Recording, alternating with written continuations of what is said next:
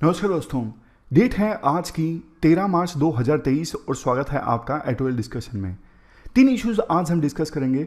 सबसे पहले article discuss करेंगे एडल्ट्री से संबंधित, दूसरा प्रपोज डिजिटल इंडिया एक्ट 2023, सबसे लास्ट में करप्शन से संबंधित एक आर्टिकल डिस्कस करेंगे जो काफ़ी ज़्यादा डिटेल में होगा, जिससे एथिक्स पेपर 4 में जो करप्शन का टॉपिक है वो पूरा ही आपका कवर हो जाएगा। और देखो, डिस्कशन स्टार्ट करें उससे पहले एक नीचे ये जो आर्टिकल है ना, डायरेक्टली इस पे क्वेश्चन नहीं पूछा जाएगा, लेकिन इंडिया वेस्ट एशिया के जब रिलेशंस पूछे जाएंगे तब वहां के लिए ये इश्यू इंपॉर्टेंट है। एक नई रियलिटी इमर्ज होकर आ रही है वेस्ट एशिया में। क्या है? ईरान और सऊदी अरेबिया। आप ये मैप देखिए, एक तरफ ईरान, दूसरी तरफ सऊदी अरेबिया। दोनों के दोनों ना ध्रुव विरोधी हैं। सऊदी अरेबिया जहां सुन्नी डोमिनेटेड कंट्री है, ईरान शिया डोमिनेटेड कंट्री है, दोनों की बिल्कुल नहीं बनती आपस में। लेकिन अब ना चाइना ने दोनों के बीच में पीस इस्टेब्लिश करवाई है। दोनों राजी हो गए हैं, दोनों फिर से डिप्लोमेटिक रिलेशंस इस्टेब्लिश करेंगे आपस में। अभी तक इनके डिप्लोमेटिक रिलेशंस थे नहीं, 2016 में पूरी तरह से खत्म हो गए थे। ईरान ने यह माना है कि हम सऊदी अरेबिया के अगेंस्ट अटैक्स को प्रिवेंट करेंगे। जैसे देखो, मैं आपको बताता हूं, येमेन में आपको पता है सिविल वार चल रहा है, और जो हाउथी डोमिनेटेड एरियाज है ना, जहां पे हाउथीज डोमिनेट करते हैं, हाउथी रिबल्स ईरान द्वारा सपोर्टेड हैं। तो ईरान ने कहा कि हम हाउथी रिबल्स को बोलेंगे कि वो सऊदी अरेबिया के ऊपर अटैक ना करें। तो देखो, ये एक नई रियलिटी है। ध्रुव विरोधी जो है वेस्ट एशिया में, वो अब पीस इस्टेब्लिश करने को राजी हो गए हैं, और चाइना ने पीस इस्टेब्लिश करवाई है दोनों के बीच में। तो बताता है कि इस प्रकार से चाइना का जो रोल है वेस्ट एशिया में बढ़ रहा है। पहले देखो, यूएस डोमिनेटेड हुआ करती थी वेस्ट एशिया की पॉलिटिक्स, बट आज के समय में यूएसए का ज्यादा फोकस यूक्रेन वार पे है, इंडो पैसिफिक रीजन पे है, वेस्ट एशिया पर नहीं है। तो ये देश महसूस करने लगे हैं, सऊदी अरेबिया जैसे, कि यूएस जो पहले गारंटी देता था ना कि हम आपकी सुरक्षा करेंगे, वो आज के समय में पॉसिबल नहीं है। तो दूसरे एक्टर्स की तरफ देखना चाहिए अपनी सुरक्षा सुनिश्चित करवाने के लिए, और वो दूसरा देश है चाइना। जमाल खागोसी और दूसरे एपिसोड्स के कारण ना सऊदी अरेबिया के रिलेशन उतने अच्छे नहीं रह गए थे यूएसए के साथ में। जबकि देखो, दूसरी तरफ यूएसए के कहने पर इजराइल और यूएई दोनों ने दोस्ती कर ली। ये भी आपस में ध्रुव विरोधी हुआ करते थे। अब इंडिया का इनके साथ में ना एक ग्रुप भी है, यूएस, इजराइल, सऊदी अरेबिया नहीं, यूएई, इजराइल, यूएसए और इंडिया, इनका ग्रुप है U2 ग्रुप जो है ना, वो इनके साथ में है। तो ऐसा ना हो जाए वेस्ट एशिया में ना दो ग्रुप्स बन जाएं। एक तरफ ये वाला ग्रुप हो गया जिसमें यूएसए, यूएई, इंडिया, इजराइल ये देश हैं, दूसरी तरफ चाइना, ईरान और अब उसमें सऊदी अरेबिया, ये सारे देश हैं। ऐसा ना हो जाए। तो इसलिए ये जो घटनाक्रम है ना इंडिया के लिए इंपॉर्टेंट है। पहले देखो, चाइना ने हालांकि ईरान के साथ न्यूक्लियर डील करवाई थी, मतलब P5+1 की ईरान के साथ डील हुई थी, उसमें चाइना भी था। बट चाइना डायरेक्टली इन्वॉल्व नहीं होता था वेस्ट एशिया की पॉलिटिक्स में। बट जैसे जैसे चाइना पावरफुल हो रहा है ना, चाइना अब दूसरे रीजन्स में अपनी स्ट्रॉन्ग प्रेजेंस दर्ज करवा रहा है। उसी का नतीजा है ये जो पीस इस्टेब्लिश करवाई है चाइना ने सऊदी अरेबिया और ईरान के बीच में। अब चलिए डिस्कशन स्टार्ट करते हैं। First important article adultery as misconduct से संबंधित है। आप जीएस पेपर सेकंड के इस टॉपिक से आर्टिकल को रिलेट कर सकते हो। वैसे देखो, जीएस पेपर 4 एथिक्स से भी इस आर्टिकल को रिलेट किया जा सकता है। बेसिक्स के साथ ये आर्टिकल हम डिस्कस करते हैं। अडल्ट्री का मतलब क्या है, एग्जाम्पल की सहायता से समझते हैं। देखो, मान लीजिए कोई पर्सन है ए, जो मेल भी हो सकता है, फीमेल भी हो सकता है। वो मैरिड है बी के साथ में, मतलब बी जो है ए का स्पाउस है। बी भी मेल हो सकता है, फीमेल हो सकता है। ए और बी आपस में पति पत्नी हैं। अब ए और बी में से ए जो है वो सी के साथ में सेक्सुअल रिलेशन इस्टेब्लिश करता है, तो ये अडल्टरी है। कोई थर्ड पर्सन है सी, उसी प्रकार से ए भी आपस में पति पत्नी है, बी सी के साथ में सेक्सुअल रिलेशन इस्टेब्लिश करता है, तो वो भी अडल्टरी है। ये इस प्रकार का जो आप मीम देखते हो, ये अडल्टरी होती है। 2018 से पहले हमारे देश में आईपीसी सेक्शन 497 के अकॉर्डिंग अडल्ट्री एक क्रिमिनल ऑफेंस हुआ करता था, अपराध हुआ करता था। इस प्रकार से एक्टिविटी को करना। मान लीजिए कोई हस्बैंड है, वो किसी थर्ड पर्सन के साथ फिजिकल रिलेशन इस्टेब्लिश करता है, तो 2018 से पहले ये एक अपराध हुआ करता था। लेकिन 2018 में सुप्रीम कोर्ट ने Joseph shine versus union of India case में अडल्ट्री को डीक्रिमिनलाइज कर दिया।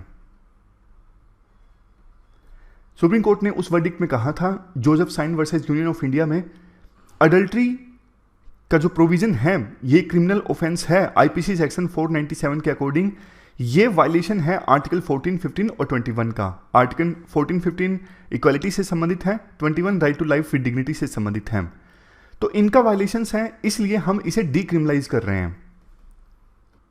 अब आप एक एथिक्स का सिनेरियो देखिए। जब देखो 2018 में सुप्रीम कोर्ट की जजमेंट आई ना कि अब अडल्ट्री डीक्रिमिनलाइज्ड है, उसके बाद राजस्थान हाईकोर्ट के पास एक केस आया। केस का नाम था Mahesh Chand Sharma versus state of Rajasthan and others. 2019 का ये केस है। इस केस में हुआ क्या था, राजस्थान पुलिस में एक इंस्पेक्टर हैं जिन्होंने राजस्थान पुलिस में इंस्पेक्टर बनने से पहले 18 साल तक इंडियन एयरफोर्स में जॉब करी थी। अब उनका ना अफेयर था राजस्थान पुलिस की एक कांस्टेबल के साथ। हालांकि मैरिड थे वो पुलिस इंस्पेक्टर, लेकिन अफेयर था एक राजस्थान पुलिस की ही महिला पुलिस कांस्टेबल के साथ, और इस रिलेशनशिप से एक बच्चा भी पैदा हुआ। जब इस मामले का उजागर हुआ, मामला सुर्खियों में आया, तो राजस्थान पुलिस ने अनुशासन संबंधित प्रोसीडिंग्स स्टार्ट कर दी, डिसिप्लिन संबंधित प्रोसीडिंग्स स्टार्ट कर दी इंस्पेक्टर के अगेंस्ट। इंस्पेक्टर ने कहा कि देखो ये चीज करना, मतलब मेरा अफेयर था महिला कांस्टेबल के साथ, ये मोरली गलत है, बट ड्यूटी तो मैं ठीक ढंग से कर रहा था। इस रिलेशनशिप की वजह से कभी ड्यूटी में तो कोई परेशानी नहीं आई। यही बात उन्होंने राजस्थान हाईकोर्ट के सामने बोली कि देखो मेरी ड्यूटी में कभी कोई कमी नहीं पाई गई इस रिलेशनशिप के कारण। ये रिलेशनशिप रखना, अफेयर चलाना, ये मेरा एक पर्सनल चॉइस था। तो क्या पर्सनल चॉइसेस की वजह से मुझे हटाया जा सकता है जॉब से? क्या मेरे खिलाफ कार्रवाई की जा सकती है? राजस्थान हाईकोर्ट ने मना कर दिया। उन्होंने कहा कि देखो इंस्पेक्टर की जो पर्सनल चॉइसेस है ना, उसके बेस पे आप डिपार्टमेंटल प्रोसीडिंग नहीं स्टार्ट कर सकते। अगर उन सर्विस रूल कोई वायलेट हुआ होता ना, तो आप जाके उनके खिलाफ कार्रवाई करते हैं।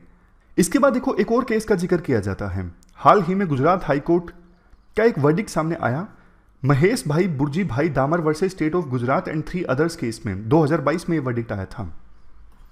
पिछली अडल्ट्री केस में महेश, इस अडल्ट्री के केस में महेश, खैर गुजरात हाईकोर्ट ने ना एक ऑर्डर क्वैश कर दिया। हुआ क्या था, आर्म्ड पुलिस कांस्टेबल हैं महेश नाम के, इनका ना एक विडो के साथ में रिलेशन था। हालांकि वो मैरिड थे, बट एक विधवा महिला के साथ में उनकी रिलेशनशिप चल रही थी।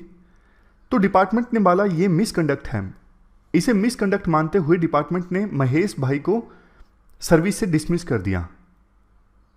तो इन्होंने इस डिसमिसल के अगेंस्ट अपील फाइल की गुजरात हाईकोर्ट में, और गुजरात हाईकोर्ट ने कहा कि देखो महेश और जो विधवा महिला है उनके बीच में जो रिलेशंस है ना, वो वॉलंटरी हैं, म्यूचुअल हैं, महिला का एक्सप्लॉयटेशन नहीं हुआ है। तो ये मोरली गलत हो सकता है कि आप मैरिड हो फिर भी एक विधवा महिला के साथ में रिलेशन इस्टेब्लिश कर रहे हो, बट ऐसी कोई एविडेंस नहीं है कि इसके कारण सर्विस डिलीवर करने में कहीं कोई दिक्कत आई हो, महेश ने अच्छे से अपनी सर्विस नहीं की हो, ऐसा कोई एविडेंस सामने नहीं आया है। मतलब गुजरात हाईकोर्ट ने यह कहा कि एलिगेशन देखो ऐसा होना चाहिए कि इस रिलेशनशिप की वजह से जो ड्यूटी परफॉर्म की जा रही है गवर्नमेंट सर्वेंट के द्वारा, उस ड्यूटी में कुछ बाधा आई है या फिर वो ड्यूटी ठीक से परफॉर्म नहीं कर पा रहा है, तो डिसमिस किया जाए या फिर एक्शन लिया जाए। अदरवाइज तो देखो ये एक प्राइवेट अफेयर है, इसे आप सर्विस रूल्स के अनुसार मिसकंडक्ट नहीं मान सकते। इमोरल एक्ट है, समाज के हिसाब से देखें तो गलत है, इमोरल है, ऐसा नहीं होना चाहिए। इस प्रकार से हमने अडल्ट्री से संबंधित पूरा बैकग्राउंड डिस्कस कर लिया कि 2018 से पहले ये क्रिमिनलाइज थी, मतलब क्रिमिनल ऑफेंस माना जाता था। 2018 में सुप्रीम कोर्ट का वर्डिक्ट आया, जिसके बाद आईपीसी सेक्शन 497 में फेरबदल करके इसे डीक्रिमिनलाइज कर दिया गया। उसके बाद से अलग अलग हाई कोर्ट्स ऑर्डर दे रही हैं कि मोरली गलत है, लेकिन अडल्ट्री के कारण डिपार्टमेंटल कार्रवाई ना करें। अब देखो एक नया सुप्रीम कोर्ट का ऑर्डर आया है देखो सिविलियंस के लिए तो वर्डिक्ट आ गया था सुप्रीम कोर्ट का, लेकिन अब आपको पता है संविधान का आर्टिकल 33 जो है वो ये कहता है कि फंडामेंटल कुछ फंडामेंटल राइट्स जो हैं वो आर्म्ड फोर्सेस के लिए लागू नहीं होते हैं। जो मान लीजिए आर्मी में है, नेवी में है, एयरफोर्स में है, अब उनके लिए सारे फंडामेंटल राइट्स लागू नहीं होते। सेंट्रल गवर्नमेंट ये इंश्योर करने के लिए कि वो ठीक से सर्विस करके फंडामेंटल राइट्स को सस्पेंड कर सकते हैं। जैसे एग्जांपल के तौर पे देखो, अब जो सेना के जवान है वो ये नहीं कह सकते ना कि हमें लड़ाई में भेजा जा रहा है, ये हमारे राइट टू लाइफ का उल्लंघन है, हमारी जान जा सकती है इसकी वजह से। वो नेचर ही ऐसा है फोर्स का कि सेना के जो जवान है बहादुरी से लड़ते हैं, देश की रक्षा करते हैं, तो उसमें जान का जोखिम तो देखो है ही। इसलिए वो कोर्ट में नहीं जा सकते जब लड़ाई स्टार्ट हो जाए कि हमें जंग में क्यों भेजा जा रहा है। तो फंडामेंटल राइट्स सस्पेंड किए जा सकते हैं, किए जाते हैं आर्म्ड फोर्सेस के लिए सेंट्रल गवर्नमेंट के द्वारा अलग अलग एक्ट्स के थ्रू, जैसे आर्मी एक्ट है, नेवी एक्ट है, एयरफोर्स एक्ट है, ताकि ये जो जवान हैं विभिन्न फोर्सेस के वो ठीक ढंग से अपनी ड्यूटी कर सकें डिसिप्लिन के साथ में। अब पॉइंट देखो यहां पर ये है, वैसे अडल्ट्री अब डीक्रिमिनलाइज है। मामला सुप्रीम कोर्ट में पहुंचा था ना, सुप्रीम कोर्ट ने एक प्रकार से यह कह दिया है कि नेवी, एयरफोर्स और आर्मी के जो जवान है ना, इनको रेगुलेट किया जाए या फिर यूं कहें इनको हैंडल किया जाए इन्हीं के एक्ट्स के अकॉर्डिंग जो ऑलरेडी ये एक्ट हैं। और इन एक्ट्स में ना, आर्मी एक्ट में, नेवी एक्ट में अभी भी ये प्रोविजन है कि अडल्ट्री के लिए ना जवान पर या फिर ऑफिसर पर कार्रवाई की जा सकती है। अब समझ गए आप? अलग अलग हाई कोर्ट्स का तर्क क्या आया, हमने अभी देखा शुरुआत में कि किसी पब्लिक ऑफिशियल के खिलाफ कार्रवाई नहीं की जा सकती अगर वो अडल्ट्री में संलिप्त है। लेकिन सुप्रीम कोर्ट ने अभी हाल ही में ऑर्डर दिया कि सेना के जो जवान है ना, उनको रेगुलेट किया जाए navy act, air force act, army act, इन्हीं के अकॉर्डिंग। और इन एक्ट्स में प्रोविजन है कि अगर कोई जवान या फिर ऑफिसर अडल्ट्री करता है तो उसके खिलाफ उसकी फोर्स जो है वो कार्रवाई कर सकती है। अब राइटर देखो एक एग्जाम्पल देते हैं। राइटर कहते हैं देखो काफी बार ऐसा होता है समाज में ना किसी चीज को गलत माना जाता है। फॉर एग्जाम्पल अल्कोहल है, एक बड़ा वर्ग ऐसा है जो शराब पीना गलत मानता है, बट आपको पता है आर्मी में, नेवी में, फोर्स में सस्ते दामों पर शराब दी जाती है, सब्सिडाइज्ड रेट पर शराब मिलती है कैंटीन्स में। तो जिस चीज को समाज गलत मानता है वो चीज यहां पर होती है। उसी प्रकार से अडल्ट्री को गलत माना जाता है समाज में। लेकिन अब हो सकता है देखो कोई पर्सन ऐसा हो जिसके लिए एडल्ट्री ज़्यादा गलत ना हो, तो मोरली ये गलत हो सकता है। बट सुप्रीम कोर्ट का जो ऑर्डर आया है ना, जिसके अकॉर्डिंग काइंड ऑफ अब अलाउ किया गया है इन फोर्सेस को कि वो अपने ऑफिशियल्स के अगेंस्ट कार्रवाई कर सकते हैं अडल्ट्री के लिए, ये गलत है। ये ऑर्डर सुप्रीम कोर्ट का नहीं आना चाहिए था। 2018 का जो सुप्रीम कोर्ट का वर्डिक्ट था ना, वो आर्म्ड फोर्सेस के लिए भी लागू होना चाहिए। तो मेन पॉइंट आप समझ गए ना, मेन पॉइंट यही है कि देखो संविधान के आर्टिकल 33 के अकॉर्डिंग जो ये आर्म्ड फोर्सेस के जवान हैं इनके फंडामेंटल राइट्स को सस्पेंड किया जा सकता है। इसीलिए ये एक्ट आए हैं, नेवी एक्ट, एयरफोर्स एक्ट और आर्मी एक्ट, ताकि ये जवान डिसिप्लिन के साथ अपनी ड्यूटी मेंटेन कर सकें। अब देखो इन एक्ट्स में प्रोविजन है कि अडल्ट्री के लिए इनके खिलाफ कार्रवाई की जा सकती है। जबकि हाईकोर्ट्स के वर्डिक्ट्स में हमने ये देखा, हाईकोर्ट्स इस प्रकार के वर्डिक्ट दे रहे हैं कि कोई इंस्पेक्टर की गलत रिलेशनशिप है तो वो प्राइवेट अफेयर है, उस रिलेशनशिप के कारण उनके खिलाफ कार्रवाई नहीं की जा सकती, उनको सर्विस से नहीं निकाला जा सकता। तो अलग अलग सिचुएशन है। तो ये पूरा आर्टिकल हमने डिस्कस किया। अब चलते हैं आगे।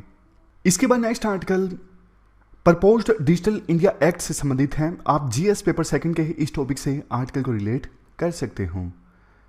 देखो 2000 में ना हमारे देश में आईटी एक्ट आया था, आईटी एक्ट 2000। समय समय पर इसमें अमेंडमेंट भी हुआ, जैसे 2008 में हुआ, फिर 2011 में नए रूल्स आए। हाल फिलहाल में पिछले दो सालों में काफ़ी बार नई नई चीज़ें ऐड हुई हैं, जिसके बारे में अभी हम डिस्कस भी करेंगे। बट ना सरकार ने अब एक नया डिजिटल एक्ट प्रपोज किया है, डिजिटल एक्ट 2023। डिटेल्स अभी बहुत ज़्यादा सामने नहीं आई हैं, सरकार ने प्रपोजल मांगे हैं और इस एक्ट को लाया जाएगा डेटा प्रोटेक्शन एक्ट के साथ मिलकर। राइटर देखो ये कहते हैं सिचुएशन ना 2000 में जब सबसे पहली बार आईटी एक्ट आया था ना, तब से लेके अभी तक सिचुएशन काफ़ी ज़्यादा बदल चुकी है। तब इंटरनेट बिल्कुल इनिशियल स्टेजेस में था, तब इंटरनेट को यूज करने वाली संख्या सिर्फ 5.5 मिलियन इंडियंस थी। आज के समय में हमारे देश में 850 मिलियन इंडियंस इंटरनेट यूज करते हैं। वर्ल्ड की लार्जेस्ट डिजिटली कनेक्टेड डेमोक्रेसी है इंडिया। उस समय एक ही तरह के इंटरमीडियरी हुआ करते थे, कोई मान लीजिए कोई सोशल मीडिया प्लेटफॉर्म है, लेकिन आज इंटरमीडियरी काफ़ी तरह के हैं, जैसे ई कॉमर्स हैं, अमेजोन जैसी कंपनी, डिजिटल मीडिया है, प्रिंट जैसी कंपनीज, ओटीटी है, Netflix, gaming companies, artificial intelligence, social media, अलग अलग तरह के इंटरमीडियरी आज के समय में हैं। पहले ज़्यादातर इंटरनेट स्पेस का इस्तेमाल अच्छी चीज़ों के लिए किया जाता था, सिटीजन्स आपस में इंटरेक्ट कर सकें, मिसयूज़ काफ़ी कम होता था। आज तो आपको पता है इंटरनेट साइबर स्पेस एक प्रकार से स्पेस है बहुत सारी क्रिमिनलिटीज़ के लिए, इनलीगल चीज़ों के लिए। पहले यूजर्स को कैसे नुकसान पहुंचाया जाता था, हैकिंग करके, साइबर सिक्योरिटी को कॉम्प्रोमाइज़ करके, साइबर क्राइम की सहायता से, बट आज नए नए तरीकों से यूजर्स को नुकसान पहुंचाया जा रहा है। जैसे एक है कैट फिशिंग। कैट फिशिंग में क्या होता है, फॉर एग्जाम्पल फर्जी प्रोफाइल्स नहीं मिलती फेसबुक पे, टिंडर पे, कोई लड़का है लड़की बन के बात कर रहा है, कोई आइडेंटिटी ले ली फर्जी, अपने आप को अमीर दर्शा लिया, लड़कों को फंसा लिया, उस टाइप की चीज़ें होती है ना, ये होता है कैट फिशिंग। आप एक झूठी आइडेंटिटी ले लेते हो और सामने वाले को अपनी रिलेशनशिप में फंसा लेते हो। नेक्स्ट है डोक्सिंग। डोक्सिंग का मतलब होता है कि आप किसी की पर्सनल इंफॉर्मेशन पब्लिकली शेयर कर दो। फॉर एग्जाम्पल किसी का नंबर है, किसी का एड्रेस है, आप पब्लिकली शेयर कर दोगे तो फिर बहुत सारे लोग उन्हें तंग करने लगते हैं, मैसेज करने लगते हैं। बहुत बार जर्नलिस्ट का जो मैसेज है, फ़ोन नंबर है, वो पब्लिकली शेयर कर लिया जाता है किसी इंडिविजुअल के द्वारा उसको हरास करवाने के लिए, तो उस जर्नलिस्ट के पास बहुत सारे मैसेज जाने लगते हैं, कॉल्स जाने लगती हैं। ये होता है doxing. Cyber stalking, cyber trolling, gaslighting. Gaslighting क्या होता है? गैस लाइटिंग में देखो ये होता है कि आप ना किसी को बार बार ये बोलते हो कि आपने जो बोला है गलत है, आपको पता नहीं है, बार बार ऐसा बोलते हो ना, सामने वाला अपने आप में सेल्फ डाउट करने लगता है। ये होता है गैस लाइटिंग। आप मैनिपुलेट करते हो साइकोलॉजिकली किसी को, जिससे कि वो अपने आप में सेल्फ डाउट करने लगता है। फिशिंग तो आपको पता है, किसी को लिंक भेज दिया, उस पर क्लिक करने से आप पैसे जीत गए हो लॉटरी से, और क्लिक वो पर्सन कर देता है तो उसके क्रेडेंशियल, पर्सनल डिटेल्स चली जाती हैं सामने वाले पर्सन के पास में। ट्रैप होता है एक प्रकार से फिशिंग। आपके पास ऐसे मैसेज आते हैं ना, लॉटरी आप जीत गए हो, इस लिंक पर क्लिक कीजिए। आप क्लिक करते हो उस लिंक पर तो मतलब आपका अकाउंट हैक हो सकता है, आपकी पर्सनल डिटेल्स दूसरे वाले के पास जा सकती हैं जिसने वो लिंक भेजा है। पहले इंटरनेट का इस्तेमाल हुआ करता था सिर्फ source of information and news के तौर पे। आज के समय में तो hate speech, disinformation, fake news ये भी बहुत चलती हैं। मतलब सिचुएशन चेंज हो गई है। पहले इंटरनेट अलग था, आज इंटरनेट अलग है। तो आईटी एक्ट 2000 ये आया था, अब सिचुएशन चेंज हो चुकी है। नए एक्ट की तो देखो आवश्यकता है। सरकार ने जो ये नया प्रपोज डिजिटल एक्ट दिया है ना, अब इसमें एक पॉइंट ये रखा गया है, सेफ हार्बर जो अभी है सभी इंटरमीडियरीज के पास में। सेफ हार्बर जैसे देखो फेसबुक है, ट्विटर है। अब फेसबुक, ट्विटर पे ना बहुत सारे यूजर्स गलत गलत कमेंट करते हैं, जो कायदे से उन पर कार्रवाई होनी चाहिए। उन कमेंट्स के कारण जैसे गाली गलौज कर दिया, किसी की रेपुटेशन को खराब कर दिया, किसी वुमेन की मोडेस्टी को नुकसान पहुंचाने वाला कमेंट कर दिया। अब कायदे से यूजर्स के ऊपर कार्रवाई होनी चाहिए, बट इसके लिए ना जो इंटरमीडियरी हैं, फेसबुक और ट्विटर हैं, उनके खिलाफ कोई कार्रवाई नहीं हो सकती, क्योंकि उनके प्लेटफॉर्म पे यूजर्स ने कमेंट किया है, उनकी गलती नहीं है, उनके ऊपर कोई लायबिलिटी नहीं है। यह है सेफ हार्बर का कंसेप्ट। अब सरकार ने यह प्रपोज किया है इस एक्ट में कि सेफ हार्बर जो है अभी इंटरमीडियरीज को वो खत्म होना चाहिए, यानी जो प्लेटफॉर्म्स हैं फेसबुक, ट्विटर जैसे, ये भी रिस्पॉन्सिबल होने चाहिए अगर यूजर्स ने खराब कमेंट किए हैं तो। समझ गए? अब राइटर ये कहते हैं, देखो वैसे भी सरकार जो है ना इन इंटरमीडियरीज पे यानी इन डिजिटल प्लेटफॉर्म्स पे अपनी जो नकेल है ना कसती जा रही है, कंप्लायंस बर्डन उन पे बढ़ता जा रहा है। कैसे? एग्जांपल्स दिए जाते हैं। जैसे देखो 2021 में रूल्स आए थे जिसमें सोशल मीडिया इंटरमीडियरीज पे यानी इन डिजिटल प्लेटफॉर्म्स पे रिस्पॉन्सिबिलिटी डाल दी गई थी कि आपके प्लेटफॉर्म पे जो कंटेंट पोस्ट किया जाता है उसके लिए आपकी भी जिम्मेदारी है। बाद में सरकार के इन रूल्स के अगेंस्ट इन प्लेटफॉर्म्स ने कोर्ट में अपील फाइल की, जो अभी पेंडिंग है। मीनवाइल देखो अक्टूबर 2022 में यानी कुछ ही महीने पहले एक और अमेंडमेंट आ गई, जिसके तहत मान लीजिए फेसबुक या फिर ट्विटर ने कोई जजमेंट दी, किसी का अकाउंट सस्पेंड कर दिया या फिर किसी यूजर की पोस्ट को डिलीट कर दिया, तो अब उस फैसले के अगेंस्ट फाइनल में मामला जाएगा गवर्नमेंट अपॉइंटेड कमेटी के पास में। शुरू में तो यूजर जो है वो प्लेटफॉर्म के ही ग्रीवेंस रेड्रेसल ऑफिसर को अपील फाइल कर सकता है कि मेरी जो पोस्ट डिलीट की गई या फिर अकाउंट डिलीट किया गया गलत है। लेकिन अगर वो यूजर इस प्लेटफॉर्म के ग्रीवेंस रेड्रेसल ऑफिसर के फैसले से भी वंचित नहीं होता है तो वो गवर्नमेंट अपॉइंटेड कमेटी के पास अपील फाइल कर सकता है कि देखो मेरे साथ गलत हुआ है, इस प्लेटफॉर्म ने मेरी प्रोफाइल डिलीट कर दी या फिर मेरा पोस्ट डिलीट कर दिया। तो फैसला जो दिया जाएगा अंतिम वो गवर्नमेंट अपॉइंटेड कमेटी के द्वारा दिया जाएगा। फिर जनवरी 2023 में यानी 2 महीने पहले आईटी मिनिस्ट्री ने एक और अमेंडमेंट प्रपोज की कि पीआईबी जैसी संस्थाओं के द्वारा अगर किसी पोस्ट को फेक न्यूज या फिर फॉल्स न्यूज करार दिया जाता है तो ऐसी पोस्ट को फिर सोशल मीडिया प्लेटफॉर्म्स के द्वारा डिलीट करना होगा। अब राइटर कहते हैं देखो ये जो सारी चीजें सरकार कर रही है ना, वो वैसे भी इन प्लेटफॉर्म्स को जो सेफ हार्बर मिला हुआ है ना उसको रिस्क में डालने वाला काम है। और दूसरा देखो ये बात सच है कि इन प्लेटफॉर्म्स पे जो हेट स्पीच या फिर डिसइंफॉर्मेशन जैसे मामले आते हैं उनका रेगुलेशन होना चाहिए और इसके लिए अकाउंटेबिलिटी बनती है इन डिजिटल प्लेटफॉर्म्स की, ये बात सच है। बट देखो ऐसा नहीं होना चाहिए कि सेंट्रल गवर्नमेंट कहीं ज्यादा से ज्यादा कंट्रोल इस्टेब्लिश करके इन प्लेटफॉर्म्स पे सरकार के खिलाफ जो डिसेंट है ना, सरकार के खिलाफ जो नाराजगी है ना, उसे भी खत्म करने का काम करे। ऐसा नहीं होना चाहिए। मान लीजिए सेंट्रल गवर्नमेंट के खिलाफ किसी ने कुछ बोला, अब इन रूल्स की आड़ में सेंट्रल गवर्नमेंट उस पोस्ट को डिलीट करवा दे जो कि वास्तव में क्रिटिसिज्म है सेंट्रल गवर्नमेंट का, हेट स्पीच नहीं है। ऐसा हो सकता है। सेफ हार्बर ना 1996 में सबसे पहले ना यूएस में आया था, जिसमें कहा गया था कि इंटरनेट को पनपने के लिए ना प्रोविजन ये होना चाहिए कि इन प्लेटफॉर्म्स के कोई लायबिलिटी नहीं होनी चाहिए, इन प्लेटफॉर्म्स से जो पोस्ट किया जाता है इनकी इम्यूनिटी होनी चाहिए। इसी सिचुएशन में इंटरनेट पनपेगा, ये डिजिटल प्लेटफॉर्म्स पे आके लोग इंटरेक्ट करेंगे। अगर देखो इनके खिलाफ ही अगर लायबिलिटी है, इनके खिलाफ कार्रवाई होगी इन प्लेटफॉर्म्स पे पोस्ट किए गए कंटेंट के कारण, फिर तो ये प्लेटफॉर्म पनप ही नहीं पाएंगे, बंद हो जाएंगे, क्योंकि उनको लगेगा कि कुछ भी यूजर पोस्ट करके चला जाएगा, गलती हमारी काउंट होगी, कार्रवाई हमारे खिलाफ होगी, फिर तो ये प्लेटफॉर्म आज जितने बड़े हैं उतने बड़े होते ही ना। तो ना आज के समय में रेगुलेशन की तो आवश्यकता है, बट रेगुलेशन सोच समझ के होना चाहिए, एक बैलेंस इस्टेब्लिश होना चाहिए प्लेटफॉर्म के बीच में, प्लेटफॉर्म के राइट्स के बीच में और यूजर्स के राइट्स के बीच में। तो ये पूरा आर्टिकल हमने डिस्कस किया डिजिटल एक्ट से संबंधित। अब चलते हैं आगे। अब अगला जो आर्टिकल है वो देखो करप्शन से संबंधित है। आप जीएस पेपर 4 के इस टॉपिक से आर्टिकल को रिलेट कर सकते हो। अभी ना हाल ही में एक खबर आई थी। खबर ये थी कर्नाटक में एक अधिकारी, कर्नाटक एडमिनिस्ट्रेटिव सर्विस के अधिकारी थे जो एक एमएलए के बेटे भी थे, उनको पकड़ा गया ब्राइब लेते 40 लाख की। बाद में उनके घर पे छापा मारा गया तो बहुत सारे पैसे मिले।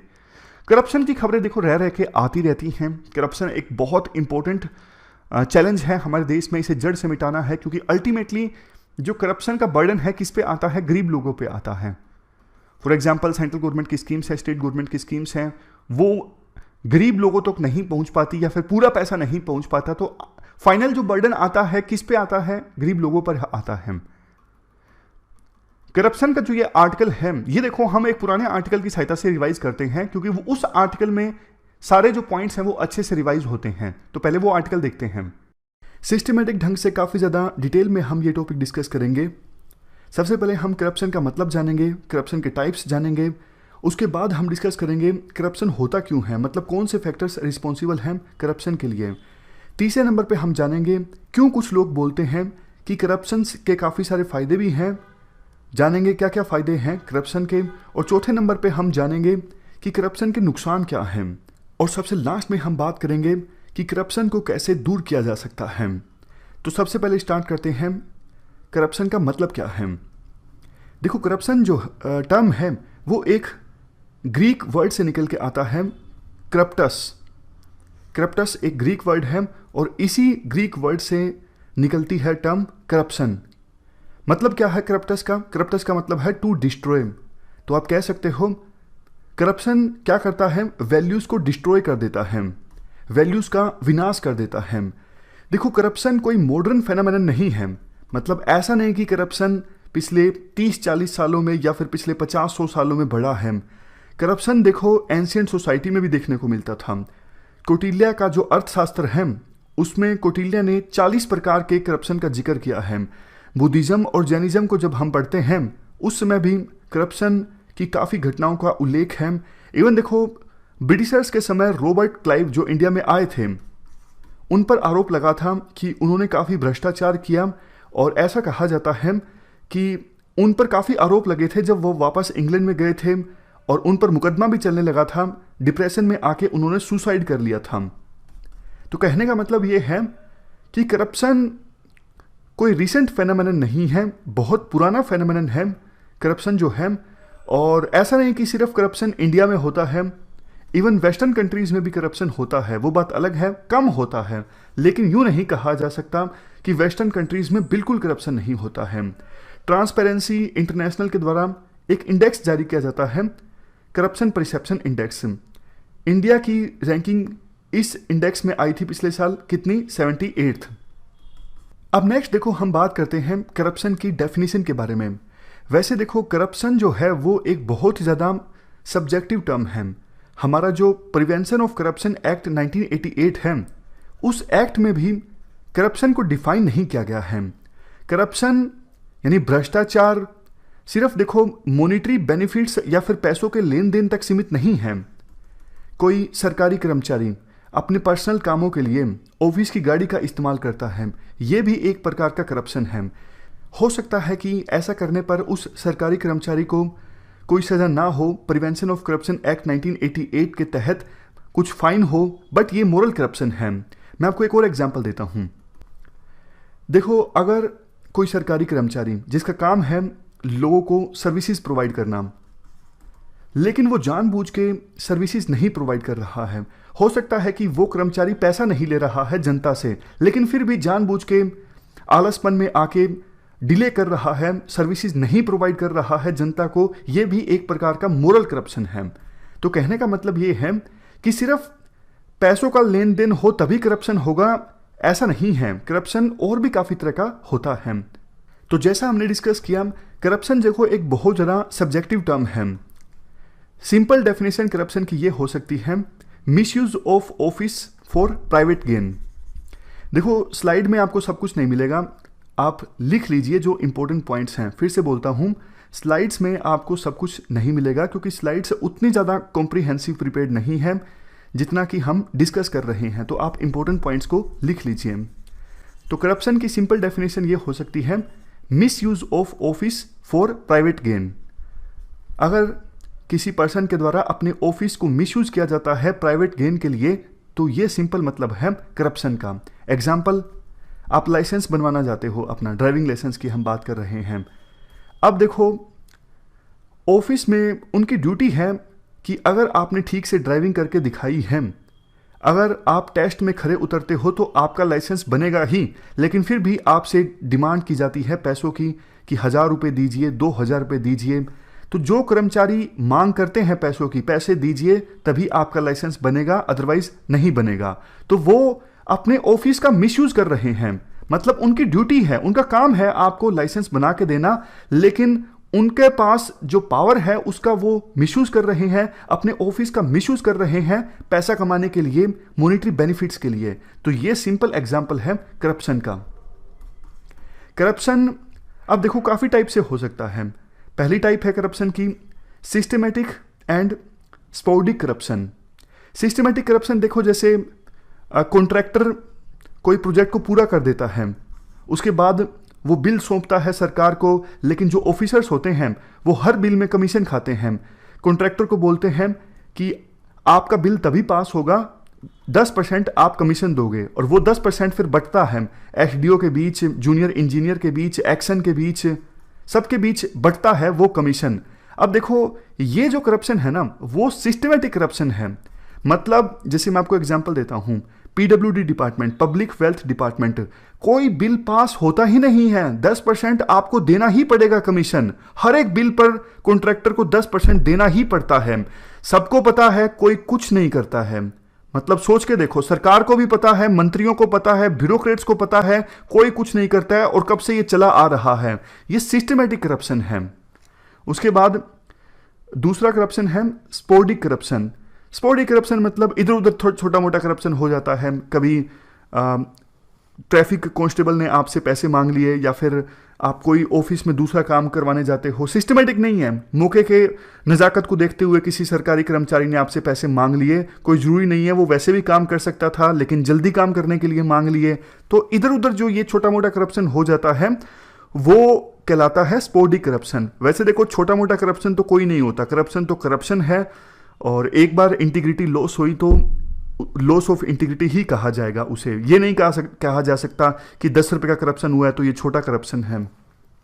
हाँ, तो ये पहली टाइप ऑफ करप्शन हमने डिस्कस की, सिस्टमेटिक एंड स्पोर्डिक करप्शन। अब दूसरे टाइप में आप करप्शन को कैटेगराइज कर सकते हो, लीगल एंड मोरल करप्शन। मैं आपको फिर से क्लैरिफाई कर देता हूं। पहले टाइप में हमने डिफाइन किया करप्शन को सिस्टमेटिक एंड स्पोर्डिक करप्शन, ये कैटेगराइज किया है पहले टाइप में। वैसे आप दूसरे टाइप में भी कैटेगराइज कर सकते हो करप्शन को, लीगल एंड मोरल करप्शन। ये तो हम डिस्कस कर ही चुके हैं, लीगल एंड मोरल करप्शन। जैसे देखो, अगर कानून के विरुद्ध जाके कोई सरकारी कर्मचारी रिश्वत लेता है तो वो लीगल करप्शन है। मोरल करप्शन जो मैंने आपको एग्जांपल दिया था कि काम करना चाहिए सरकारी कर्मचारी को लेकिन वो काम नहीं कर रहा है, बेशक पैसे नहीं मांग रहा है, तो ये भी एक तरह का करप्शन है। तो ये दूसरी कैटेगरी है जिस प्रकार से आप करप्शन को क्लासिफाई कर सकते हो। अब तीसरा तरीका करप्शन को क्लासिफाई करने का है collusive and coercive corruption. Collusive and coercive corruption. Collusive corruption में क्या होता है, जैसे देखो कोई अमीर आदमी है, उसका कंसाइनमेंट आना है बाहर से लेकिन टाइम लग रहा है।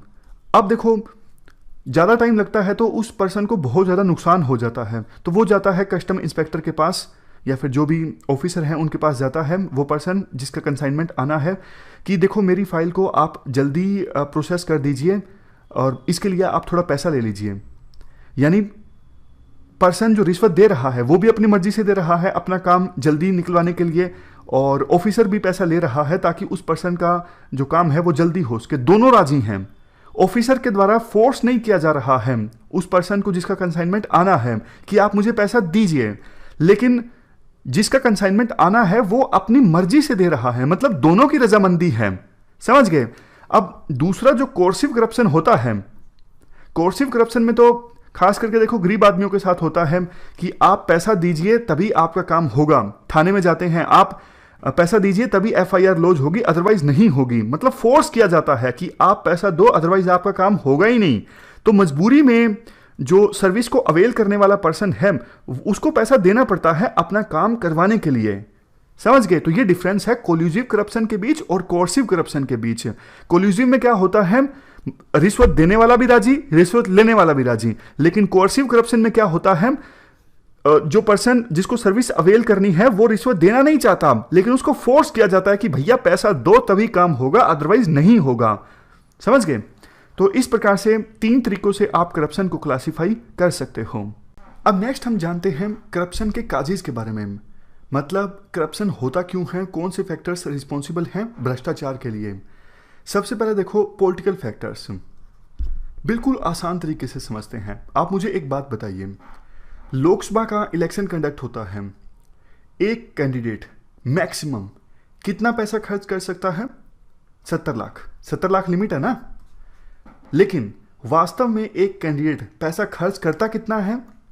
देखो कागजों में लिमिट है 70 लाख, लेकिन आपको भी पता है प्रैक्टिकली जो बड़ी पॉलिटिकल पार्टीज के कैंडिडेट्स हैं, फॉर एग्जांपल बीजेपी, कांग्रेस या फिर बड़ी रीजनल पॉलिटिकल पार्टीज के लीडर्स हैं जो इलेक्शन लड़ रहे हैं, उनके द्वारा 15 करोड़, 20 करोड़, इवन कई बार 30-40 करोड़ रुपए तक भी खर्च कर दिए जाते हैं लोकसभा के इलेक्शंस में, इलेक्शंस को जीतने के लिए।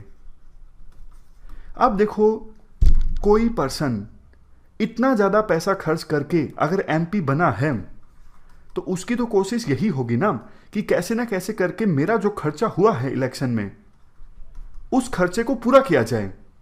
तो जैसे ही वो ऑफिस को ज्वाइन करेगा एमपी, वो भ्रष्टाचार करना स्टार्ट कर देगा, कैसे ना कैसे करके अपने पैसे को रिकवर करना स्टार्ट कर देगा। ये तो हमने चलो बात की किसी पर्टिकुलर एमपी की। आप बड़े लेवल पे देखिए, पॉलिटिकल पार्टीज के लेवल पे क्या होता है। कागजों में दिखाते हैं सिर्फ हमें डोनेशन प्राप्त हुआ 2500 करोड़, लेकिन वास्तव में हुआ कितना? 40,000 करोड़। इतना सारा पैसा कहाँ से आया? बड़े जो इंडस्ट्रियल ग्रुप्स हैं, फॉर एग्जांपल अंबानी, टाटा, बड़े बड़े अदानी, ये जो इंडस्ट्रियल ग्रुप्स हैं ये पैसा डोनेट करते हैं। लेकिन देखो there is no free lunch. अब अदानी, अंबानी ये पैसा किसी को देंगे, बीजेपी या कांग्रेस को। बाद में जब बीजेपी या कांग्रेस सत्ता में आएंगी तो अंबानी, अदानी ये बोलेंगे ना कि भैया हमने आपको इतना पैसा दिया था, अब आप ये पॉलिसी बनाओ, इससे हमारा फायदा होगा। तो फिर जो रूलिंग पार्टी होती है वो कर चुकाती है। ये kind of quid pro approach होती है, मतलब आपने हमारे लिए किया, अब सत्ता में आने के बाद हम आपके लिए करेंगे, आपके हिसाब से हम पॉलिसी बनाएंगे। तो क्रोनी कैपिटलिज्म देखने को मिलता है, मतलब गवर्नमेंट और जो कैपिटलिस्ट क्लास के लोग हैं उनके बीच नेक्सस, समझ गए? तो इससे मतलब ये पॉलिटिकल फैक्टर्स हैं, कैसे पॉलिटिकली करप्शन फैलता है।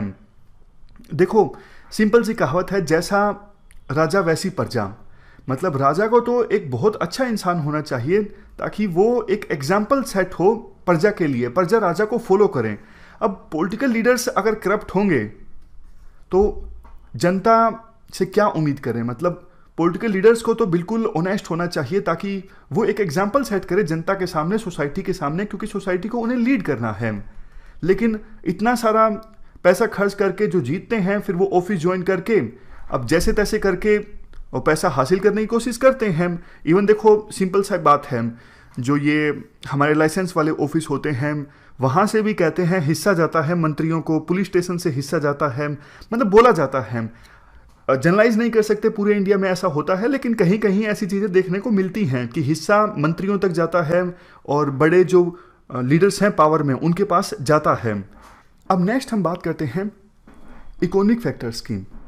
देखो बिल्कुल सिंपल कंसेप्ट है, हमारे देश में ना रिसोर्सेज की काफ़ी कमी है, डिमांड ज़्यादा है चीज़ों की लेकिन सप्लाई कम है। सिंपल एग्जांपल, रेल टिकट्स की कितने मारामारी है। जैसे ही तत्काल में रेल टिकट को बुक करने के लिए टाइम आता है, IRCTC की वेबसाइट ठप हो जाती है। जो अच्छे रूट्स हैं 10 मिनट के अंदर या फिर इवन 5 मिनट्स के अंदर सारी टिकट्स बुक हो जाती हैं। तो ऐसी सिचुएशन में क्या होता है, दलाल सामने आते हैं, हम आपको टिकट दिलवा देंगे, 500 रुपये फालतू लेंगे, 1000 रुपये फालतू लेंगे। तो इंडिया में ये बड़ी दिक्कत है, रिसोर्सेज की कमी है, डिमांड ज़्यादा है, सप्लाई कम है। आपको याद होगा 4-5 साल पहले तक LPG सिलेंडर ब्लैक में बिका करते थे क्योंकि उस समय LPG सिलेंडर्स की कमी होती थी। लेकिन आज कमी नहीं है तो आज ब्लैक में ज़्यादा बिकते नहीं है LPG सिलेंडर्स। तो अगर रिसोर्सेज ज़्यादा होना, मतलब जितनी डिमांड है उतनी सप्लाई हो, तो करप्शन की जो संभावना है वो रिलेटिवली कम हो जाती है। वैसे देखो जब हमारा देश आज़ाद हुआ था ना 1950 में, तो उस समय शुरुआती सालों में तो बड़े लेवल पे तो करप्शन थोड़ा कम था क्योंकि ऐसे लीडर्स सत्ता में थे जिन्होंने आज़ादी के लिए लड़ाई लड़ी थी। तो मोरली आप कह सकते हो काफ़ी वैल्यूज़ थी उन लीडर्स में। तो शुरुआती सालों में आप कह सकते हो 50s का या फिर 60s का जो दशक था, करप्शन थोड़ा कम था, लेकिन होता था करप्शन उस समय भी, क्योंकि ज़्यादातर जो इंडस्ट्रीज थी वो स्टेट के द्वारा चलाई जाती थी। तो PSUs को चलाने में काफ़ी करप्शन होता था, लेकिन वो लीडर्स के लेवल पे कम होता था, ब्यूरोक्रेटिक लेवल पे और मिडिल लेवल पे ज़्यादा होता था। उसके बाद देखो क्या हुआ, इंदिरा गांधी जब प्रधानमंत्री बनी तो इंदिरा गांधी इनसिक्योर थी काफ़ी, मतलब पार्टी के अंदर भी उनका शुरुआत में काफ़ी विरोध था। तो उनको लगता था कि ना जनता का सपोर्ट हासिल किया जाए ताकि पार्टी के अंदर जो लीडर्स हैं ना वो मुझे दबा ना सकें। तो जनता को खुश करने के लिए ना इंदिरा गांधी ने काफ़ी सारी स्कीम्स चला दी थी, गरीबी हटाओ प्रोग्राम। तो वेलफेयर स्कीम्स जब चलाई गई गरीबों के लिए, उनमें काफ़ी सारा करप्शन होने लगा। उसके बाद देखो लाइसेंस राज आ गया, मतलब कोई कंपनी, कोई पर्सन फैक्ट्री स्टैब्लिश करना चाहता है, इंडस्ट्री लगाना चाहता है, तो सरकार से लाइसेंस लेना पड़ेगा। अब लाइसेंस लेना पड़ेगा तो जो ब्यूरोक्रेसी है वो क्या करती थी, रेड टेपिज्म बहुत होता था, लाल फीता लगा देती थी कि आपकी फाइल प्रोसेस नहीं हो सकती, ये कमी है। जब तक पैसा नहीं दिया जाता था, फाइल को आगे बढ़ाया नहीं जाता था, लाइसेंस मिलता नहीं था। तो ये जो था ना लाइसेंस राज, इंस्पेक्टर राज, इन चीज़ों ने हमारी इकोनॉमी को बहुत ज़्यादा डिबोने का काम किया है। इन चीज़ों की वजह से बहुत ज़्यादा करप्शन आया है। तो जैसे ही 1990 में LPG रिफॉर्म आए तो ऐसे लगने लगा कि करप्शन अब कम हो जाएगा, क्योंकि अब लाइसेंस नहीं लेना पड़ेगा किसी को फैक्ट्री इस्टेब्लिश करने के लिए। देखो वो लाइसेंस अलग चीज़ है कि आप इन्वायरमेंट के लिए क्लियरेंस ले रहे हो या फिर दूसरी चीज़ों के लिए, वो अलग चीज़ें हैं। छोटा मोटा बिजली का कनेक्शन लेना पड़ता है। दूसरा, आपको फैक्ट्री इस्टेब्लिश करने के लिए ही लाइसेंस लेना है, that is all together different thing. समझ रहे हो चीज़ को? तो ये जो रिफॉर्म आए वो 1990 में आए हमारे देश में, लिबरलाइजेशन, प्राइवेटाइजेशन, ग्लोबलाइजेशन। तो लगने लगा कि अब तो इकोनॉमी ओपन हो गई है और अब लाइसेंस वगैरह लेने की जरूरत नहीं पड़ेगी, इंस्पेक्टर राज खत्म हो जाएगा और अब करप्शन नहीं होगा। लेकिन देखो ऐसा हुआ नहीं। क्यों नहीं हुआ? गवर्नमेंट ने लाइसेंस की जो प्रथा थी उसे तो समाप्त कर दिया, लेकिन रिसोर्सेज अभी भी गवर्नमेंट के हाथ में ही थे। सिंपल एग्जांपल है स्पेक्ट्रम। स्पेक्ट्रम की नीलामी गवर्नमेंट के द्वारा की जाती है। अब देखो टेलीकॉम सेक्टर पे पहले गवर्नमेंट की मोनोपोली थी, बीएसएनएल था, एमटीएनएल था। इस सेक्टर को गवर्नमेंट ने खोल दिया, नए नए एक्टर्स आ गए, वोडाफोन, आइडिया, एयरटेल, नए नए एक्टर्स आ गए। लेकिन स्पेक्ट्रम तो अभी भी गवर्नमेंट के पास है ना। स्पेक्ट्रम को गवर्नमेंट बेच रही है, यानी रिसोर्सेज गवर्नमेंट के पास हैं और इन प्राइवेट कंपनीज को गवर्नमेंट से स्पेक्ट्रम खरीदना है और इसी में पॉलिटिकल लीडर्स करप्शन कर देते थे। अभी जो हमारे पूर्व वित्त मंत्री और पूर्व home minister P Chidambaram jail में है, वो इसी केस में है। स्पेक्ट्रम में घोटाला हुआ था, 2G स्पेक्ट्रम केस, जो आप जिसके बारे में आप जानते हो। तो कहने का मतलब देखो ये है, इवन एलपीजी रिफॉर्म्स आने के बाद करप्शन कम नहीं हुआ है। क्रोनिक कैपिटलिज्म काफ़ी देखने को मिला है 1990 के बाद। मतलब बड़े कॉर्पोरेट ग्रुप्स जो हैं उनका नेक्सस यानी अलायंस इस्टेब्लिश हो जाता है गवर्नमेंट के साथ और मिलके ऐसी पॉलिसीज बनाई जाती हैं जिससे कॉर्पोरेट ग्रुप्स को फ़ायदा होता है और उनको भी फ़ायदा होता है जो सत्ता में बैठे हैं, जिनके हाथों में पावर है। अब नेक्स्ट हम बात करते हैं सोशियो कल्चरल रिलीजियस फैक्टर्स के बारे में जो भ्रष्टाचार के लिए रिस्पॉन्सिबल हैं। देखो आज के समय में सोसाइटीज़ की वैल्यूज़ काफ़ी ज़्यादा चेंज हो चुकी हैं। आज के समय में सक्सेस को ज़्यादा प्रायोरिटी दी जाती है, मीन्स पर ज़्यादा फोकस नहीं किया जाता है। आपने देखा कुछ समय पहले हमने एडिटोरियल में आर्टिकल डिस्कस किया था, कुछ पेरेंट्स अपने बच्चों को डॉक्टर बनाने के लिए 40 लाख 50 लाख रुपए तक देने के लिए तैयार हैं। मतलब सिर्फ नीट की बात नहीं है, बहुत सारे मेडिकल कॉलेजेस में ऐसा होता है और पेरेंट्स तैयार भी हो जाते हैं। तो कहीं ना कहीं पेरेंट्स को लगता है सिर्फ और सिर्फ आउटकम मैटर करती है, वो ये नहीं सोचते कि किस प्रकार से बच्चे पर इसका असर पड़ेगा जब वो ये देखेगा मेरे फादर या मेरे पेरेंट्स पैसा देके एडमिशन करवा रहे हैं, तो फ्यूचर में किस प्रकार से वो पर्सन डॉक्टर बन के गरीबों का इलाज करेगा जब उसको ये पता होगा मेरे इतने सारे पैसे लगे हैं, तो क्या वैल्यूज़ उस डॉक्टर के अंदर होगी जो पैसे देके डॉक्टर बना है। तो कहने का मतलब ये है सोसाइटीज़ की वैल्यूज़ काफ़ी डिग्रेड हुई हैं, सक्सेस पे ज़्यादा फोकस किया जाता है। दूसरा देखो आज के समय में करप्शन के प्रति टॉलरेंस काफ़ी ज़्यादा पैदा हो गई है। मतलब वो वाला एटीट्यूड चलता है, एटीट्यूड कि ये तो ऑब्वियस है, ऐसा होता है। मतलब लोग खिलाफत ही नहीं करते इतनी, जबकि देखो करप्शन के खिलाफ तो बिल्कुल सिविल सोसाइटी को और दूसरे लोगों को बहुत ज़्यादा उग्र यानी एग्रेसिव, इंटेंसिव होना चाहिए। लेकिन हमारी सोसाइटी में ना करप्शन का एक्सेप्टेंस काफ़ी ज़्यादा है, टॉलरेंस काफ़ी ज़्यादा है करप्शन की। तीसरा, इलिटरेसी भी काफ़ी ज़्यादा है। किस प्रकार से जो पॉलिटिकल लीडर्स हैं वो इलेक्शन से पहले बड़े बड़े वादे करते हैं, फ्रीबीज बांटने की कोशिश करते हैं कि इलेक्शन जीते तो फ्री कुकर मिलेगा या फिर ये स्कीम हम चलाएंगे, डायरेक्ट आपके खाते में 5,000 रुपये आएंगे। तो अब देखो इन चीज़ों के चक्कर में पड़ जाते हैं वोटर्स और अपने मत का ठीक से इस्तेमाल नहीं करते। और ये स्कीम्स जब बाद में इम्प्लीमेंट की जाती हैं, एक तो रिसोर्सेज का मिस यूटिलाइजेशन होता है, दूसरा इस प्रकार की स्कीम्स में भी काफ़ी प्रकार का करप्शन होता है। अब नेक्स्ट चीज़, बिल्कुल टेक्निकल फैक्ट्स के हिसाब से हम बात करें तो देखो 1990 में जब एलपीजी रिफॉर्म्स हमारे देश में आए तो आपको याद होगा जब इंडस्ट्रियल रेवोल्यूशन यूके में और दूसरे यूरोप के कंट्रीज़ में आया था ना, वहाँ पे वैल्यूज़ एकदम से चेंज हो गई थी। जैसे ग्रीडनेस मतलब लालचीपन, सेल्फ सेंटर्ड, इस प्रकार की वैल्यूज़ ज़्यादा आ गई थी। हमारे देश में भी जब एलपीजी रिफॉर्म्स आए उसके बाद हमारे देश की इकोनॉमी एकदम से ओपन हो गई। वेस्टर्न कंट्रीज़ की जो छाप थी वो हमारे कल्चर पर भी पड़ने लगी। जैसे जो लग्जरी आइटम्स है, जैसे देखो BMW कार, महंगी महंगी गाड़ियाँ, महंगे महंगे कपड़े, महंगे महंगे ब्रांड, जो पहले वेस्टर्न कंट्रीज में मिलते थे, LPG रिफॉर्म्स के बाद हमारी इकोनॉमी ओपन हुई, ये प्रोडक्ट्स इंडिया में भी बिकने लगे। अब कल्चर भी हमारे देश का धीरे धीरे चेंज हो रहा था वेस्टर्न कंट्रीज के हिसाब से, वेस्टर्नाइजेशन आ रहा था हमारे देश में, तो बहुत से लोगों की जो प्रायोरिटीज़ थी वो इस तरफ डाइवर्ट हो गई कि हमें भी इस ब्रांड के कपड़े लेने हैं, इस ब्रांड के शूज़ लेने हैं, इस ब्रांड की घड़ियाँ पहननी हैं। अब देखो मेटेरियलिज्म, कंज्यूमरिज्म, ये चीज़ें ज़्यादा आ गई।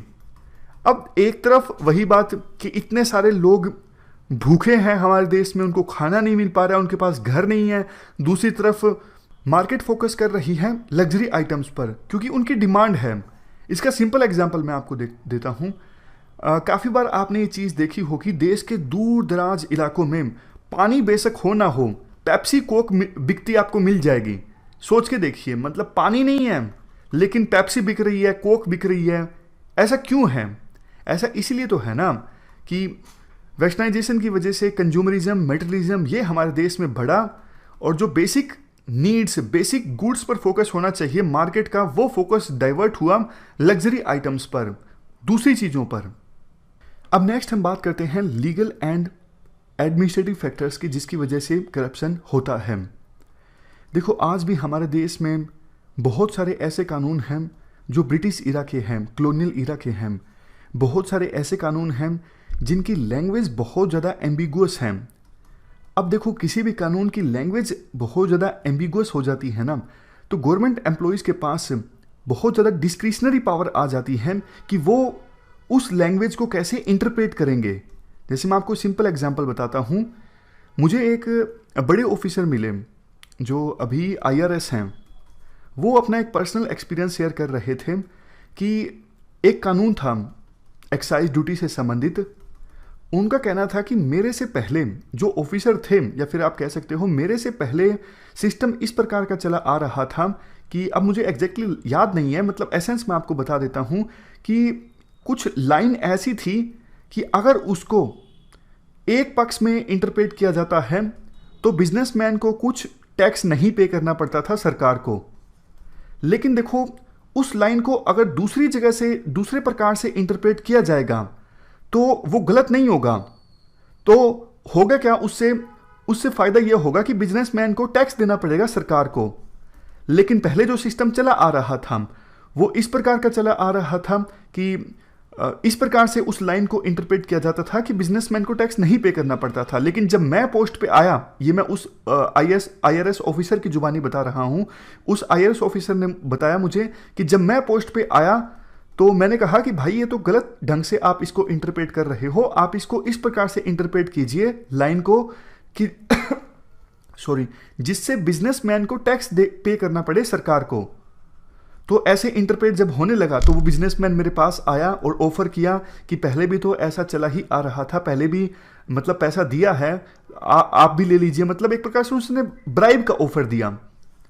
तो कहने का एसेंस यही है, ये जो मैंने आपको एनेक्डोट बताया कि लैंग्वेज जो है ना, कानूनों की, रूल्स की, रेगुलेशन की इतनी एम्बिगुअस होती है कि गवर्नमेंट एम्प्लॉयज़ के पास बहुत ज़्यादा पावर आ जाती है, डिस्क्रिशनरी पावर खास करके, कि कैसे उस लैंग्वेज को इंटरप्रेट किया जाए। अब जब ऐसा होता है तो फिर करप्शन की संभावनाएं आपको पता है बहुत ज़्यादा बढ़ जाती हैं। नेक्स्ट चीज़ देखो पिछले कुछ सालों में हमारे देश का जो बजट है ना वो काफ़ी ज़्यादा बढ़ गया है क्योंकि गवर्नमेंट को रेवेन्यू ज़्यादा प्राप्त होने लगा है। लेकिन दिक्कत ये है गवर्नमेंट पैसा बहुत ज़्यादा खर्च करती है, लेकिन गवर्नमेंट की जो अप्रोच है ना वो आउटकम बेस्ड नहीं है। महाराष्ट्र में 70,000 करोड़ रुपए खर्च कर दिए इरिगेशन फैसिलिटीज़ को इंक्रीज करने के लिए, लेकिन कहा जाता है कोई फायदा नहीं हुआ 70,000 करोड़ का, और बड़े घोटाले में वो 70,000 करोड़ जो हैं वो गुम हो गए, मतलब खा गए उन पैसों को पॉलिटिकल लीडर्स और ब्यूरोक्रेट्स, ऐसा बोला जाता है। अगर देखो आउटकम बेस्ड अप्रोच हम अपनाते, भाई जितना पैसा खर्च किया जा रहा है आप बताओ ना कि उसका फायदा क्या हुआ है। मतलब सेक्स रेशो इंप्रूव करने के लिए आपने 1,000 करोड़ रुपए लगा दिए, तो आप बताओ ना सेक्स रेशो कितनी इंप्रूव हुई। आपने 70,000 करोड़ रुपए लगा दिए इरिगेशन एरिया को इंक्रीज करने के लिए, बताओ ना कितना % एरिया इंक्रीज हुआ, दिखाओ आप। तो इस प्रकार से जब आउटकम बेस्ड अप्रोच हम यूज करेंगे ना तो करप्शन की संभावनाएं कम हो जाती हैं। राजीव गांधी ने देखो किसी समय में ये बोला था कि 100 पैसा ऊपर से भेजा जाता है तो 16 पैसा पहुंचता है गरीब के पास। और प्लानिंग कमीशन ने एक बार ये बोला था कि गरीब आदमी की जेब में 1 रुपया डालने के लिए सरकार को 3.5 रुपये खर्च करने पड़ते हैं। अब ये 3.5 रुपये कहाँ पे खर्च करने पड़ते हैं आपको भी पता है। वैसे तो इंफ्रास्ट्रक्चर पर भी खर्च आता है, लेकिन मेजरली तो देखो करप्शन काफ़ी ज़्यादा होता है, इस वजह से पैसों का इफेक्टिव यूटिलाइजेशन नहीं हो पाता है। तो समझ गए ना आप लीगल और एडमिनिस्ट्रेटिव फैक्टर्स में क्या लिखना है। यही लिखना है कि जो कानून है काफ़ी ज़्यादा एम्बिगुअस हैं, कानून की कमी है तो वो ठीक से काम नहीं करते। जैसे आरटीआई का एग्जांपल ले लीजिए आप, कहने को आरटीआई है लेकिन आजकल आरटीआई को बहुत ज़्यादा कमज़ोर बना दिया गया है। एप्लीकेशंस फाइल की जाती हैं तो लेट से रिप्लाई आता है तो जो सरकारी कर्मचारी हैं काफ़ी चालाक हो गए हैं, इस प्रकार से लिख कर दे देते हैं कि ये क्वेश्चन रेलेवेंट नहीं है या फिर ये इन्फॉर्मेशन नहीं प्रोवाइड कर सकते हैं। और जो CIC है, सेंट्रल इन्फॉर्मेशन कमीशन, उसको भी कमज़ोर बना दिया गया है। आपको पता है एडिटोरियल डिस्कशन में हम डिस्कस करते रहते हैं। तो ये चौथा फैक्टर था लीगल एंड एडमिनिस्ट्रेटिव फैक्टर। तो इस प्रकार से देखो हमने डिस्कस कर लिया कि करप्शन के पीछे कौन से फैक्टर्स रिस्पॉन्सिबल हैं, लेकिन अभी पूरे काजेज हमने नहीं डिस्कस किए हैं, थोड़ा सा और भी हैं। देखो सेकंड ARC रिपोर्ट में करप्शन के मेनली 3 काजेज बताए गए थे। सबसे पहला तो ब्रिटिश कॉलोनियल लीगेसी। जब ब्रिटिशर्स ने हमारे देश में रूल किया था तो उन्होंने बहुत ज़्यादा करप्शन को डायरेक्टली इनडायरेक्टली एनकरेज किया था। तो बाद में देखो ब्रिटिशर्स तो हमारे देश को छोड़ के चले गए, लेकिन जैसा हमने पहले डिस्कस किया उन्हीं कानूनों को बाद में हमने अपनाया। और जैसे ब्यूरोक्रेसी उस समय में थी, ब्यूरोक्रेसी में कुछ खास बदलाव नहीं आया। तो ब्रिटिश कल्चर की लीगेसी देखने को मिलती है आज़ादी के बाद भी भारत में, इस वजह से भी करप्शन ज़्यादा देखने को मिलता है। दूसरे नंबर पे जो करप्शन के लिए फैक्टर रिस्पॉन्सिबल बताया जाता है सेकंड ARC के द्वारा, वो है सेंट्रलाइज्ड एडमिनिस्ट्रेशन ऑफ पावर। देखो अभी भी हमारे देश में पावर जो है वो काफ़ी ज़्यादा सेंट्रलाइज्ड है। हालांकि 73rd 74th अमेंडमेंट आने के बाद पंचायती राज इंस्टीट्यूशंस इस्टेब्लिश हुए हैं, लेकिन उनके पास पावर नहीं है। अभी भी गवर्नमेंट की मोनोपोली है बहुत सारी चीज़ों पर, और कुछ ही लोगों के द्वारा बहुत बड़े बड़े डिसीजंस ले लिए जाते हैं। और मिडिल लेवल पे या फिर लोअर लेवल पे, ग्राउंड लेवल पे लोग जो हैं उनका पार्टिसिपेशन कम होता है। तो ऐसी सिचुएशन में करप्शन की संभावना बढ़ जाती है जब आप कुछ ही लोगों को बहुत ज़्यादा पावर दोगे, और वो भी बिना अकाउंटेबिलिटी के। अब देखो तीसरा फैक्टर रिस्पॉन्सिबल जो सेकंड ARC के द्वारा बताया जाता है वो है पब्लिक सेक्टर जॉब्स। देखो आज भी फॉर्मल सेक्टर में गवर्नमेंट के द्वारा बहुत सारी जॉब्स प्रोवाइड की जाती हैं, लेकिन हमारे देश में फॉर्मल सेक्टर में जॉब्स बहुत कम हैं। 4 से 6%, चलो ये डेटा चेंज हो गया, मान लेते हैं 10% मान लेते हैं। 10% फॉर्मल सेक्टर में जॉब्स, 90% इनफॉर्मल सेक्टर में। और 10% में जो फॉर्मल सेक्टर में जॉब्स हैं काफ़ी तो गवर्नमेंट के द्वारा प्रोवाइड की जाती हैं। तो गवर्नमेंट जॉब की वैल्यू ज़्यादा है, मारामारी ज़्यादा है गवर्नमेंट जॉब की। तो लोग किसी भी तरीके से साम दाम दंड भेद गवर्नमेंट जॉब को प्राप्त करना चाहते हैं।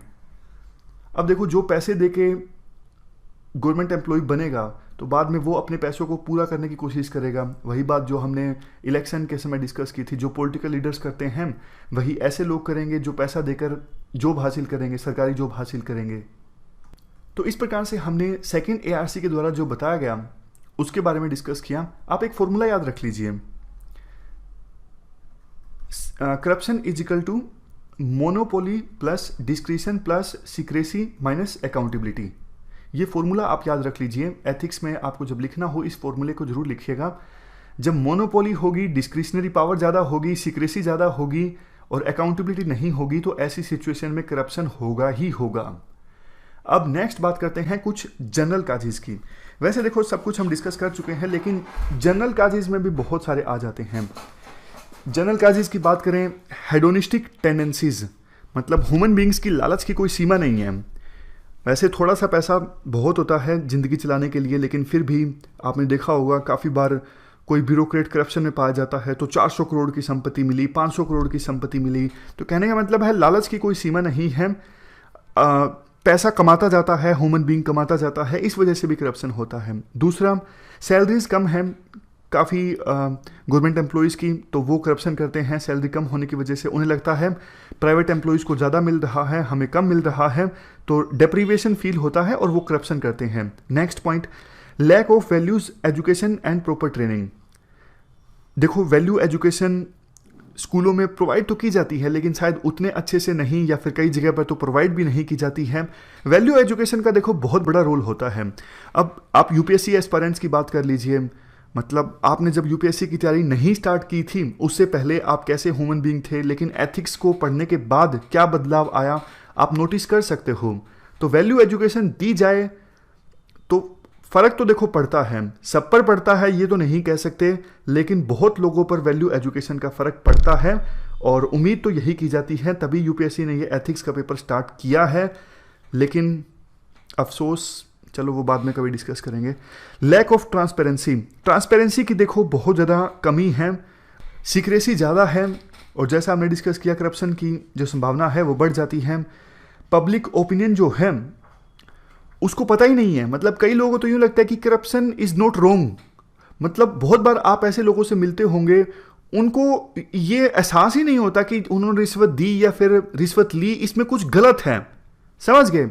मतलब इलिटरेसी इतनी ज़्यादा है कि कई बार उन्हें यह भी नहीं पता होता कि ये गलत है, ऐसा नहीं होना चाहिए, ये कानून के विरुद्ध है, ये मोरली गलत है। उन्हें तो यूँ लगता है कि सब करते हैं, ये जायज़ है, मतलब ऐसा होना चाहिए। उसके बाद आप नेक्स्ट जनरल पॉइंट लिख सकते हो, पुअर इमोशनल इंटेलिजेंस। सोच के देखो यार, उन पुलिस वालों में कितनी कम इमोशनल इंटेलिजेंस होती है जो गरीब लोगों से पैसा मांग लेते हैं। अरे भाई देखो तो सही उसकी हालत क्या है, आप उससे 15,000 मांग रहे हो, 4,000 मांग रहे हो, उसके पास घर में खाने के लिए पैसे नहीं है। मतलब सोच के देखो, उनके पुलिस वाले जो ऐसा काम करते हैं उनकी कितनी कम इमोशनल इंटेलिजेंस होती है। नेक्स्ट पॉइंट है no motivation and reward for honest officers. अब देखो होता क्या है, कई बारी जैसे 100 में से 95 जो ऑफिसर्स हैं वो करप्ट हैं, और 2-3 सही हैं, 2-3 न्यूट्रल हैं। तो अब जो 2-3 सही हैं उनको यूँ लगता है कि हमें ऑनेस्ट होने की कीमत चुकानी पड़ रही है, पूरा सिस्टम हमारे खिलाफ हो जाता है, और वैसे हम सिस्टम में बदलाव तो कर नहीं पाते। तो इनफ मोटिवेशन सरकार को देना चाहिए ऑनेस्ट ऑफिसर्स को, ताकि वो ऑनेस्टी से काम कर सकें। और जैसा हमने डिस्कस किया, एडमिनिस्ट्रेटिव प्रोसीजर काफ़ी ज़्यादा कॉम्प्लिकेट होते हैं, और पुअर इम्प्लीमेंटेशन होता है लॉस का। बस यही पॉइंट्स हैं, ये जनरल पॉइंट्स हैं। डिटेल से हमने डिस्कस कर लिया कि करप्शन होता क्यों है। कोई भी क्वेश्चन आ जाए करप्शन के फैक्टर्स के बारे में, इतने सारे पॉइंट्स आपके पास होंगे, आप ऐसे से भी ज़्यादा लिख सकते हो। तो बाकी हम अगले लेक्चर में डिस्कस करेंगे। फिलहाल इस डिस्कशन में इतना ही है। Thank you very much for discussion.